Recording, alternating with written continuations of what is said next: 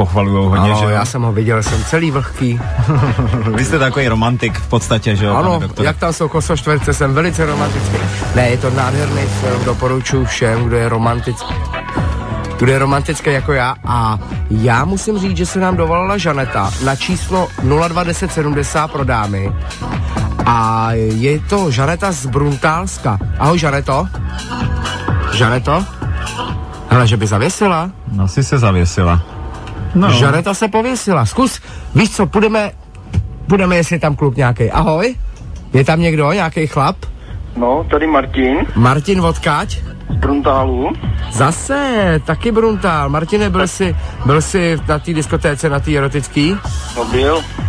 A soutěžil jsi? Soutěžil. Vyhrál jsi? No, vyhrál. Dobře, hele Martine, kolik je ti let? Pak si řekneme víc mimo vysílání. No, 22. 22. Teďka mi řekni, máš nějakou stálou přítelkyni?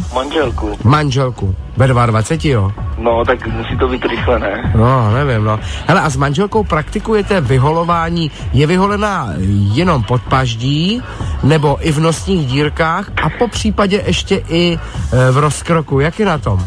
Tak pod paží určitě. No. V rozkroku, no to se starám sám. Jo, ty jsi takový její zahradník, jo? No.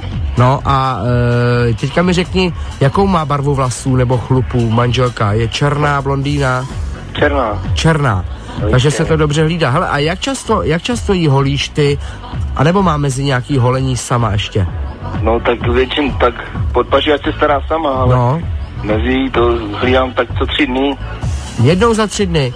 No. A teďka mi řekni, ta partnerka, tvoje manželka, ti věří bezmezně, zkrátka nemá nějaký obavy, mráz po zádech? Musí. Jak musí? No musí věřit, já jí nevěřím.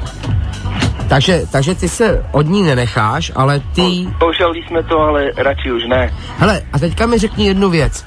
Modelujete tam nějaký tvary, anebo seš na tu klasiku, takovej ten pruh, proužíček, po případě silnější pruh?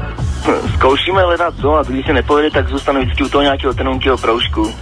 A co jste zkoušeli naposledy? Třeba tam lokomotivu, nebo žárovku? Tak to zase ne, jako...